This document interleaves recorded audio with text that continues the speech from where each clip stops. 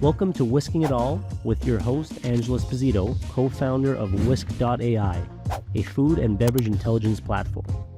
We're going to be interviewing hospitality professionals around the world to really understand how they do what they do. Welcome to another episode of Whisking It All. We are here today with Jonah Bliss from Curbivore. Jonah, thank you for being here with us today. Pleasure to be here.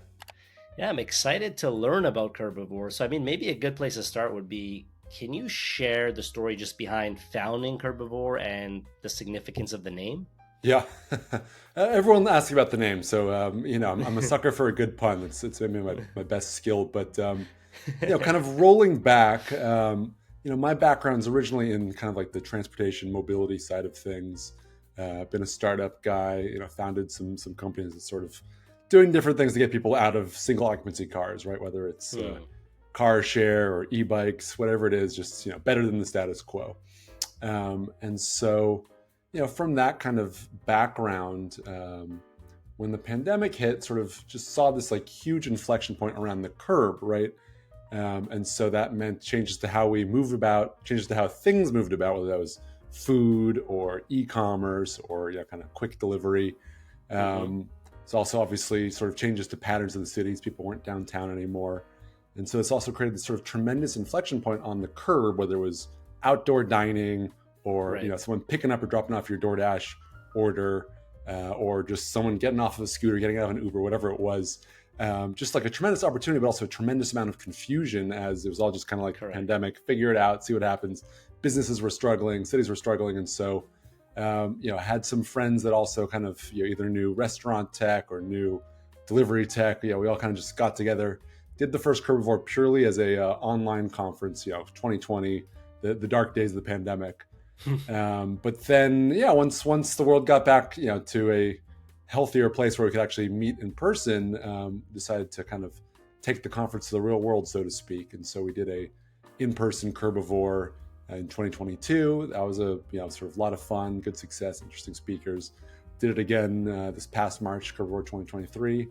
And as long as people keep coming and enjoying the conversation and sort of helping come up with solutions for this problem that everyone's collectively dealing with, we're going to keep doing it. So, Curbivore 2024 next March. Next March. Okay, you heard it here. And for people who want to, we'll probably do a shout out at the end, but since we're on topic, where can they see details on the conference? Curbivore.co would be the address. Okay, there you go. Curbivore.co. Okay, and then just to dive in, right? I find with entrepreneurs, it's always, not always, but a big chunk of the times it's, things start from, a problem they've identified, and then it turns into an opportunity. So I'd love to maybe dive a little deeper. What was the problem kind of you were seeing? And was it the pandemic time that kind of where you got that inspiration, or did you have this idea before? I'd love to hear like the origin story of like what made it click. Yeah.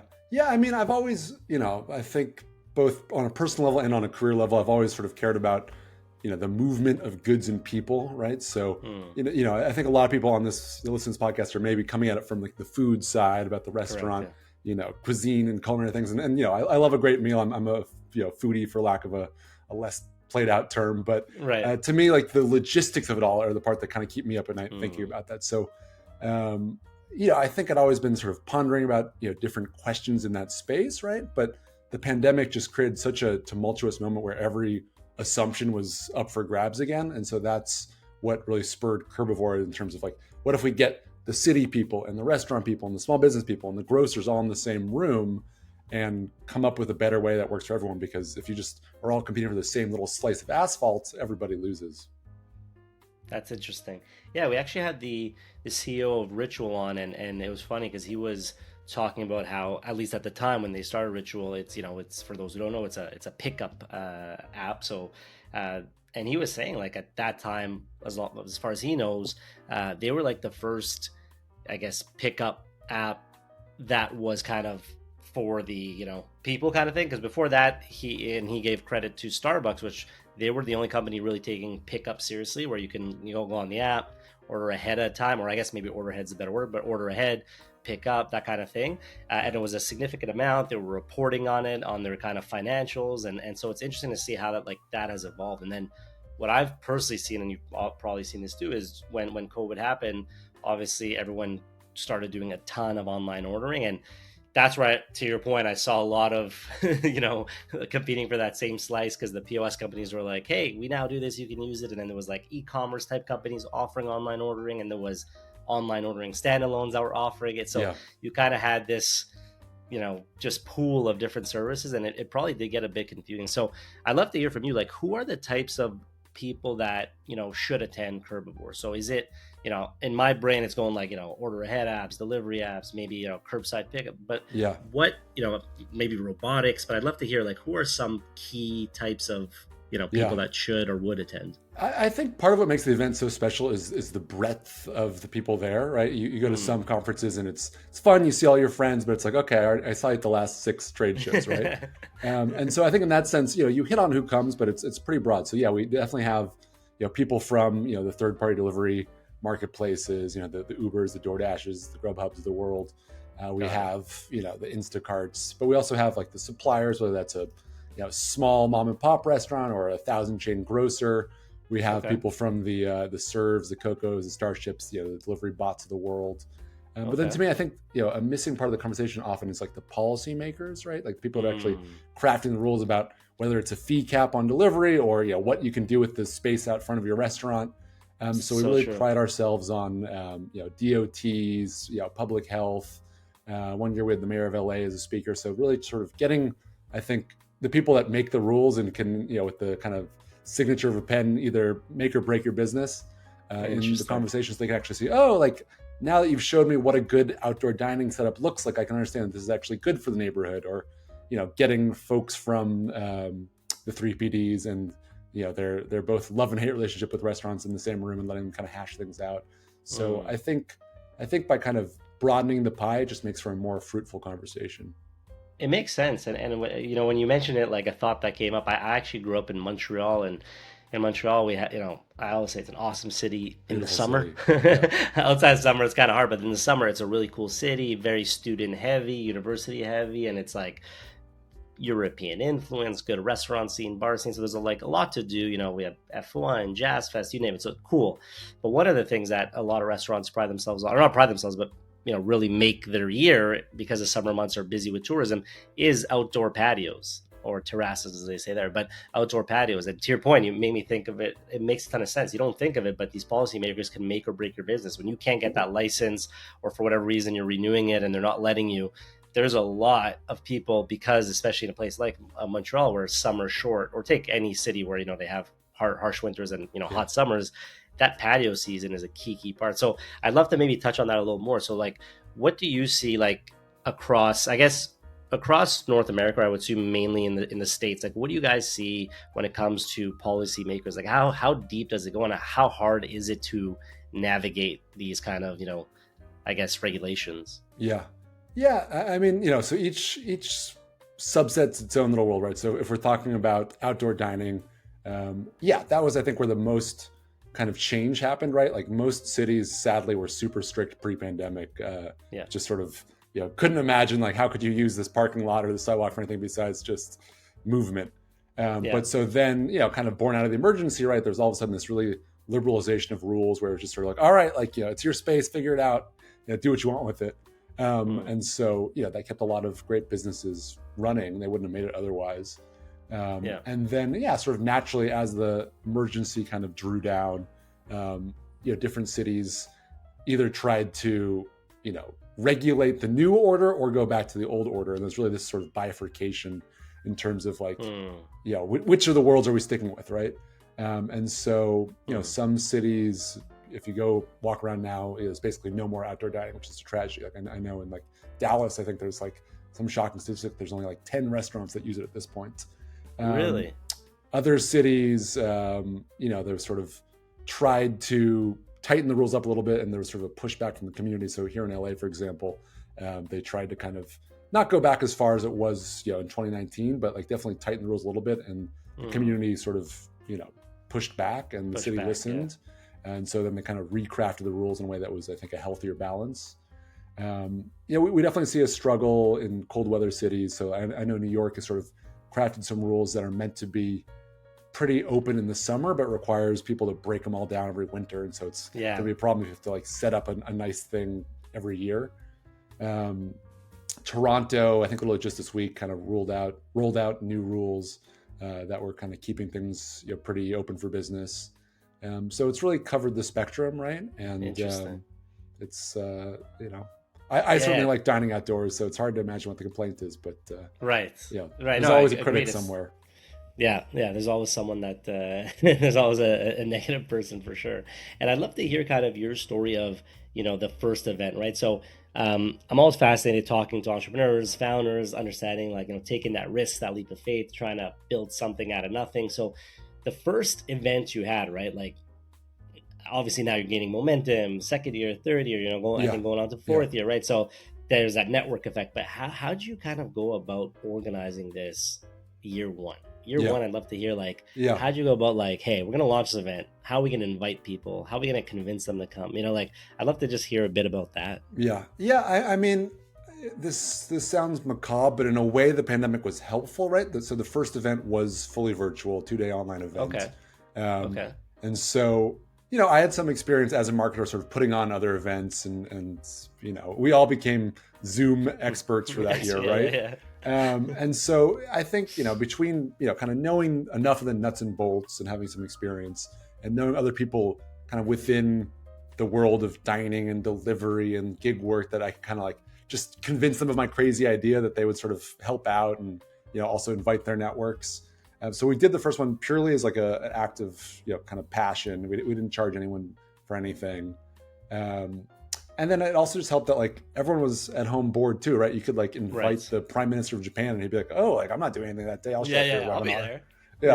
Yeah. So I think that really just sort of legitimized us and let us grow a lot faster than we could have otherwise, right?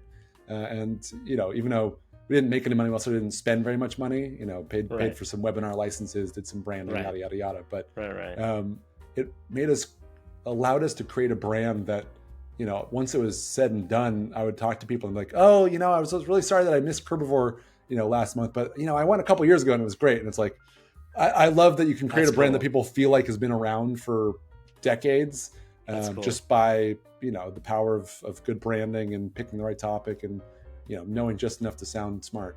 Right. It's funny when you're talking about people being bored at home. I just had a flashback. I'm blanking out right now. What was that mobile? I mean, it's still popular now, but it really popped off audio only rooms. Clubhouse. Yeah, I remember at one point it just exploded because it was just yep, I got another event. And it was a really cool concept, and it's interesting where it's at now. But it just made me think of that. It's true. It was an interesting time where people, I think, were really bored on one hand. I mean, really tough, but really bored.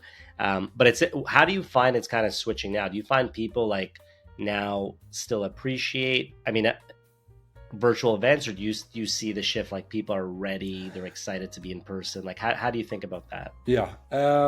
I would say 95% of us are happy to be in person. I suppose 5% people are still playing. What was that game where you were the little spaceman navigating the yeah, I know what you're talking about. But no, I mean, so we still do some occasional webinars and online events, right? And so those, it's definitely tougher to pack a house these days than it was, even a year ago. You have to really have a good topic and good people, and even then, it's tough to engage with someone when they can just be outside in the sun. But we've also moved to, we have a bunch of newsletters that come out. People still love reading the newsletters, so you just have to meet the audience where they are. And then I think that's what's so fun about putting on a physical event is, especially in an age of remote work, right? People might be not stuck at home, but they're not doing the same things they were doing in 2019. So if you put on an interesting event, they get to meet people that they want to see. Some companies even sort of treat these as kind of retreats, right? Where you call people out from every office, every work from home situation, and say, hey, we're all going to event X, next quarter. Right. You not only will you get to do a cool conference, but you get to meet your coworkers, do a little retreat. Maybe we'll book a conference room and figure out some goals for the next year. So, it's a different world, and if you kind of lean into it, I think you can get a lot out of it. That's interesting. And I'd love to hear, how did you go from, so we just touched on, let's say, that first year virtual event, but what are maybe some challenges that you faced when you went from virtual to in person, that kind of first year transition. Yeah. Yeah. Yeah, the stakes are a lot higher, right? If a virtual event is bad, you just sort of tune out. If a Right, physical event right. is bad, you don't want to have a fire fest on your hands. And it helped that we weren't doing this in a remote island, right? Right, right. But I'd say events are very much one of those examples where you're kind of building the airplane as you fly it, right? Because you're sort of, you don't exactly know, especially when it's new, how many people are going to attend, how many sponsors you're going to have, how many. So then it's like, how much food do I need? How many bathrooms do I need? How many stages do I need? How many chairs do I need? So you're just kind of always, moving these things in sync, and one goes up a little bit, the other ones have to go up in kind. Right. And so, the final month is just a lot of sleepless nights as you're just kind of pushing the ball up the hill. But it's like anything else, right? Like the person putting on has like the kind of darkest view of it, right? You see everything that's going wrong, but the person in the audience is like, this is great. Like, wow. Yeah. So you just have to keep that kind of perspective that like, okay, no one else notices that like the banner is crooked and just, get on. Right. You're usually your hardest critic, I think, is a lesson there. And it's funny you mentioned that analogy about the plane, because like I think that's something that all founders in some way or form talk about, like jumping off the mountain while you're figuring out how to open your parachute, type of thing. Yeah, so exactly. it's just it's taking the risk, and the only way you're going to learn, there's only so much theory you can learn. Of course, preparing makes sense, but like once you hit the ground, then you're like, oh shit. And so I'm sure you learned a lot of stuff that first year that you were then able to kind of adapt. And maybe for people who are thinking about, interested in how to build, community or events, like what are some things you can share, like from a perspective of especially that first year, or I guess second year, because it was in person, like, there's kind of like that marketplace aspect of like, I need sponsors, but I need people, but people will come if they're speakers, but speakers are interested if there's more people. And, how do you go about like, chicken egg, how do you go about like balancing that? And just, I'd love to hear your thoughts on it, because you're obviously doing a good job at it, and it's not easy. Yeah. I wish there was like a silver bullet that I had cracked the code on, right? I think the truth is like you have to pick a topic that you're really genuinely passionate about, and a lot about, and people in the space, and so you can kind of call upon your own local network as the kind of like base layer, right? And then you can build from there. So if I was to just sort of pick a topic that I didn't know anything about, not only would it be tough to actually like make an interesting program, but I would be struggling to get person one in the door, and so then you're starting at such a lower baseline. Right. And the truth is like no one's going to care as much as you do, right? So like even if you hire someone that's an expert, to them it's just a job. So I think especially in the first couple of years, it really just comes down to kind of gritting your teeth. I'm not trying to make this like a hustle and grind kind of like no, but you're right, motif, but like you got to be willing to work harder than the other people, because it's your baby, and you got to call in favors, and just bang all the drums and pots and pans to make as much noise as you can. I think really leaning into content as a way to not only sort of show domain expertise, but build an audience that you can then call on to say, oh, I really like hearing you write about so and so. Maybe I'll come see you speak, or maybe I'll see who you've invited to speak. That's awesome. So yeah, it's like you build your own little universe, and you slowly expand it. That makes sense. And like, I'd love to touch quickly on content, just because it's a theme that's come up a few times. We had Sean Walchef on the show. He was a super cool guy talking about content. And at Whisk, we've been kind of going a bit harder on content and doing this podcast and amongst other social media stuff. And, I think people will hopefully are getting more inspired and trying to, I love the quote. I think he says something like, don't be the commercial, be the show, which I love that concept. Like most people are trying to figure out how to make this beautiful app, but it's like, this is the content, like, film what you're doing and share it and tell your story. So I'd love to just hear about you on your end. Like, how do you think about content, and what are some kind of things you've done to, build up content on your side? Yeah. It's, without getting too tangential, I've always had a funny relationship with content, for lack of a better word. Earlier on in my career, I was sort of worked for like a news site. I wouldn't quite call myself a journalist, but maybe a blogger when that was still a term. A writer, I also ran the marketing for a content marketing platform, which was a very meta job. But so I know my way around content. Got it. But it felt like content marketing was like a hot word, 8 years ago or something. And then it Right. kind of just got lost among everything else. And it just sort of Right. became marketing again, right? In a way, it wasn't anything new. It's just like people have been producing stuff forever. And it just, whether or not it feels organic or whether you have to shove it down the consumer's throat. Um, and so, yeah, there's so much bad content out there, right? Just dull, boring, uninteresting, derivative. And that's true of, ads, it's true of content marketing, it's true of, just actual pure writing. So like, I don't want anyone out there to just like start a Substack because everyone else has a Substack, right? Like you'll drive yourself insane. You'll have 10 readers and they'll all hate it too. So like only do it if it's pure and like you have something different to say and you feel like you need to say it. Because there are millions of other channels you can do. And at this point, you're competing with a chatbot that can also churn out bad content. That's very true. No, you're absolutely right. Like you need to be passionate, or at least have a pretty big interest in what you're doing. Because if not, it gets, number one, it's hard, but number two, it's like you're not going to be inspired to just spit out random content, right? Like there's, you'll see trends of like faceless, build a YouTube faceless channel and make 100,000 a month. Like there'll be a lot of that type of stuff, but it's just like so listen, easy. yeah, exactly, so easy. So really, I think the lesson's like you gotta speak about a topic either that you're super interested in, and kind of show what you're learning as you're going, or a topic that you're potentially an expert or somewhat of a veteran in, and kind of share it. So for us at Whisk, it was like, okay, we're obviously pretty good on the restaurant side, specifically on the cost of goods sold, like that's our expertise. But outside of that, we're like, hey, we have a big restaurant audience, like let's bring people in the realm, whether it's restaurant tech, restaurant operations, just restaurant marketing, and so it's kind of like expanded. And I guess speaking of tech, like one thing I'd love to know from you is, can you share, because we had a guy the CEO of Tiny Mile, super cool robotics company, and it was cool because I live in Miami now, and I saw them downtown or in Brickell, and I was like, oh, these are neat. And then, anyways, we got introduced. Long story short, had him on the show. Super interesting concept, and I'm sure there's other people doing it. But all this to say, that was a very long way of just saying, I'd love to hear what is some interesting tech you've seen, specifically maybe people kind of attending, your event. Like, can you share any interesting tech that just kind of stands out? But also a shout out. I love Tiny Mile. I love. I feel like of all the founders, he's got like an amazing humility, right? His sort of founding story about Uber ATGs. A reminder that there's real world consequences. Yes.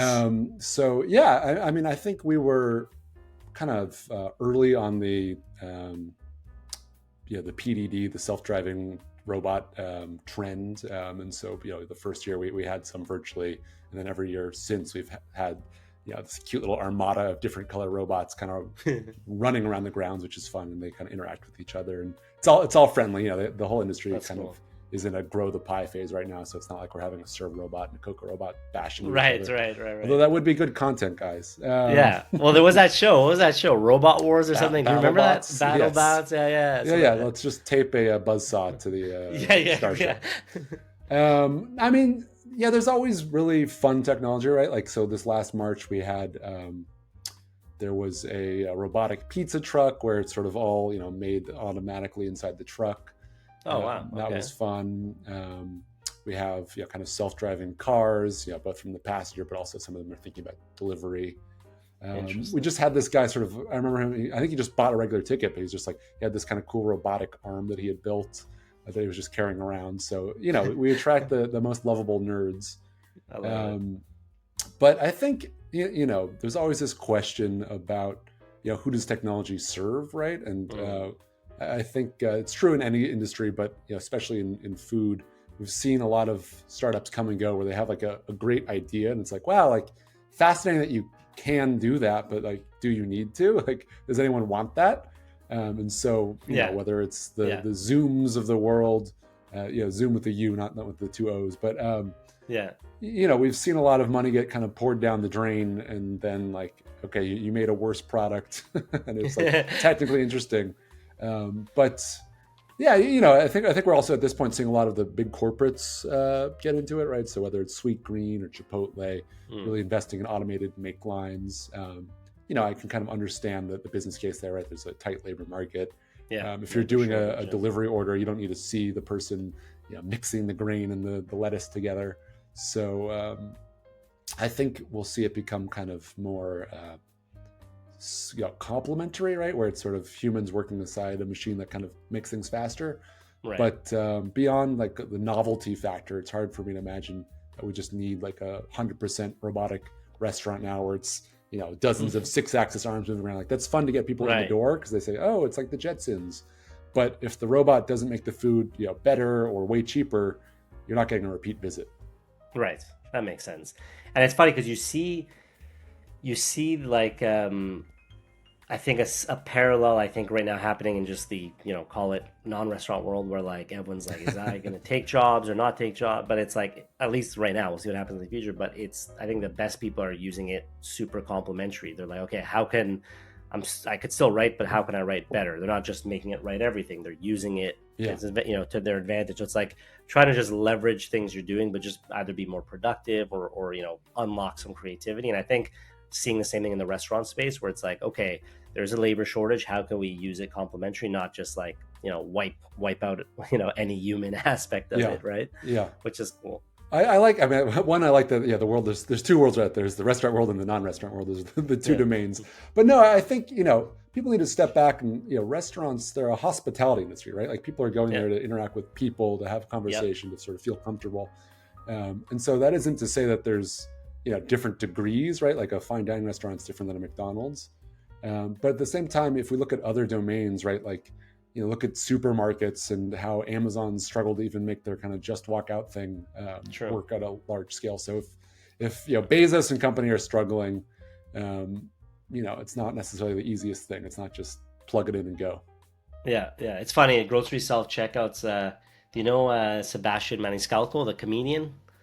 Italian comedian. No, he has a good skit on that, but just about like how they make you work. I'm going there to buy a product, and I'm also working. I'm checking myself out, Yeah. which is like a funny spin I mean, on it. that's the so much of technology is labor arbitrage, right? We're moving things that used to be done on one side of the transaction to the other side, and making True. you think like, oh well, it's magical now I'm scanning it myself. But it's like, You're your doing the time's work. worth That's something funny. too. Yeah, that's true. It's true. I never thought of it like that. When you paint that picture, it actually makes it more obvious. That's awesome. I guess next question for you is really just what can people expect? So we have a pretty big restaurant audience, and we'll share this in our newsletter too. So for people that are hearing this, Curbivore sounds quite interesting. The event sounds like it's growing. Some interesting tech, some interesting policymakers, a bit of everything. Good speakers. What do you say to the people of what they can expect for the upcoming Curbivore 2024? Yeah, yeah. I appreciate the shout out, and I'll make sure we get like a special promo code we can include with the video so people can sign up for a special Yeah, price. that'd But be awesome. yeah, I mean, so I would say we build like a little curb city within the city, right? So it's in LA, it's in late March, and so it's very indoor outdoor. So I want it to feel like the best possible conversion of a parking lot you've seen, right? So you're kind of you get to see what that looks like, but then you're also meeting fascinating people, whether it's execs from Uber and DoorDash, or you're meeting the people that are running the delivery robot companies, so you can actually ask them questions about how it integrates into your processes. Right. We have folks from the POS world. We have folks from every Okay. little segment of technology, right? And then, yeah, there's very cool, kind of restaurant brands involved. We had Sweet Fin last year. We had Wonder. So, I think it's a chance to kind of learn from some of your peers that are doing cool things and talk to them and adapt their trends for your own business and market. And then again, it's part of this larger conversation around the curb. So you can talk to the city official that you've always been trying to figure out, like, hey, like, what does this rule mean? Or you can talk to someone that's been putting scooters on your street and say, oh, actually, I get it now. Like, that's foot traffic. That's actually a shopper that's hungry too. It's not just because it removed a parking spot doesn't mean that I'm losing business. So it's like part of a broad conversation that I think if you're ready to kind of expand your worldview, it's really useful. If you just want to go to 10 seminars about how to increase sales 3%, this is not the event for that. But if you want to kind of have a broader taste of the future, come to Curbivore. That's awesome. And then I love that idea. So we'll definitely, for people listening, by the time we release the episode, we'll have some type of code and figure out how to share with you guys. So for people that want to attend, at least there'll be a little incentive. or a little extra incentive. And then I'd love to hear, can you share any success stories that you've just seen, or key takeaways from any of the previous events, right? So whether it's 2023 or even before, like I'm sure there's a ton of, micro success Yeah. stories, but anything that stands out to you of like something you want to share? Yeah, I mean, I would say like probably the best successes are the ones that I don't even hear about, right? Because it's like Mm, a conference that you meet someone that you never would have bumped in before. You start chatting, and you're like, oh, you do X, I do Y. Like, let's talk about it at drinks after the event. And so, as much as I wish all those people like would email me and say, hey, you will never believe who I've thank you for met. that. Yeah. Yeah. So there's all the silent success stories, but then in terms of things that get press, right? We always have a good media presence. So in Curbivore 2022, we saw.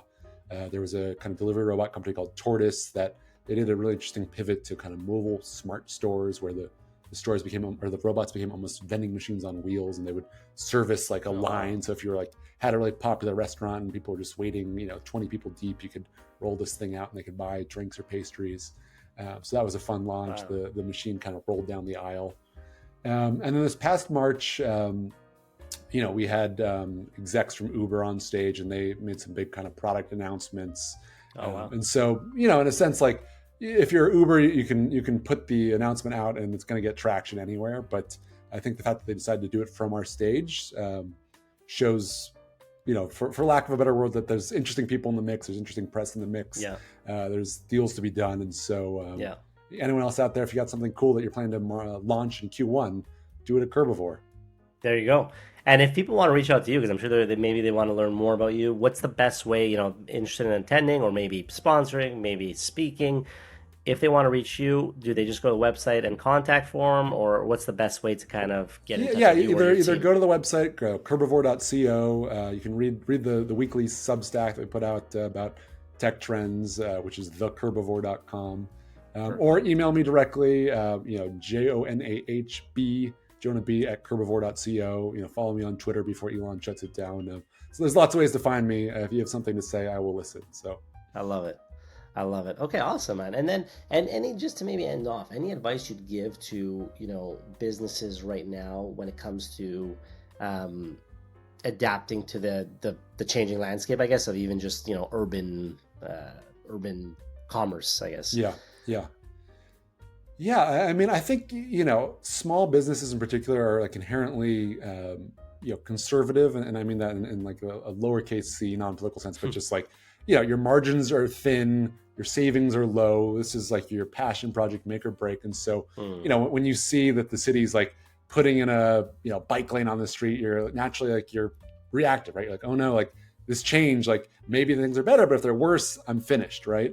And so that's the same about any other change, whether it's moving to delivery or using a delivery robot, or changing your parking lot to outdoor dining.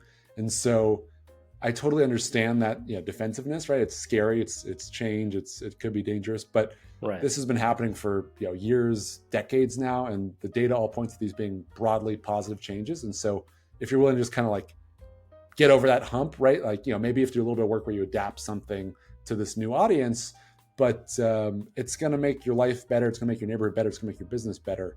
And so don't fight the change, embrace the change.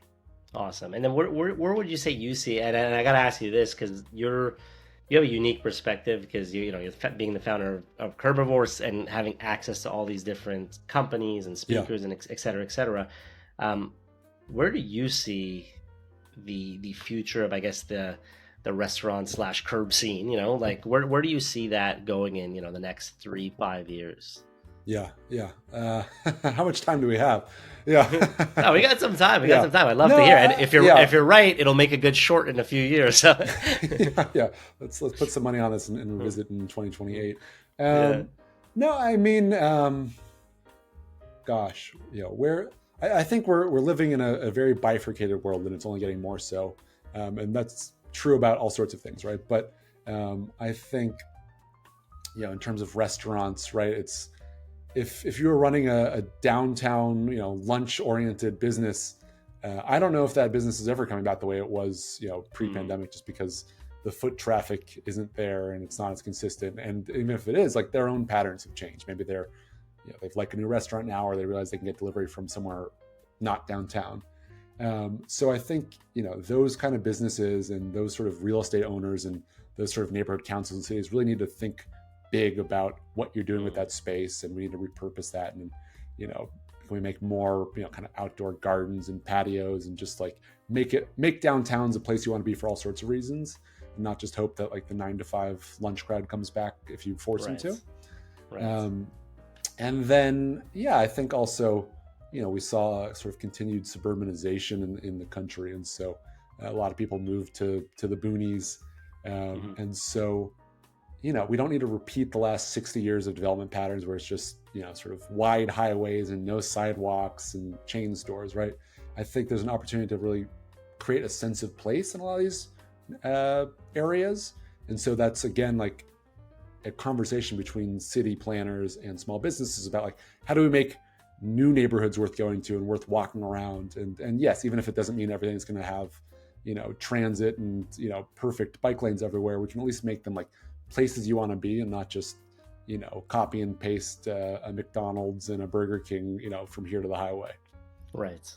Makes a ton of sense. And I guess to wrap up, what's one message maybe you'd want to share with, future or even past attendees of Curbivore? What's something that you'd want to share, a message you want to share with them, regarding just, I guess, your mission? Yeah. Great question. Yeah, I think the world keeps changing, right? So if you've been in the past, I think there's going to be something new for you this year. And obviously I'm biased in saying that, but, even just in terms of like the technology that was booming, I think, Curbivore 2022, we had a super fast delivery company, give one of the keynotes, Joker, not to single anyone out, but like, they'd raised billions of dollars and the whole world was going, gaga for 15-minute delivery of everything, right? And then that world just basically crashed, right? Like it barely exists in the US. It's still kind of around in Europe, kind of around in Latin America. Right. But what was seemingly inevitable one day can be yesterday's news in the blink of an eye. And so I just think, especially in a space like this, there's always something more to learn, someone new to meet. So, come and bring something cool for us. And I think, that's what the world needs. That's awesome. Well, Jonah, thank you for being here. Once again, everyone, we have Jonah Bliss from Curbivore.co. The Curbivore event happens every year, I believe in March. This year it's coming up March 2024 in LA, right? Yes, Los Angeles, March 28th, 29th. See you there. Amazing. Thanks for being here on the Wisking It All podcast. It's been a pleasure to have you on. Feel free to check out Whisk.ai for more resources and schedule a demo with one of our product specialists to see if it's a fit for you.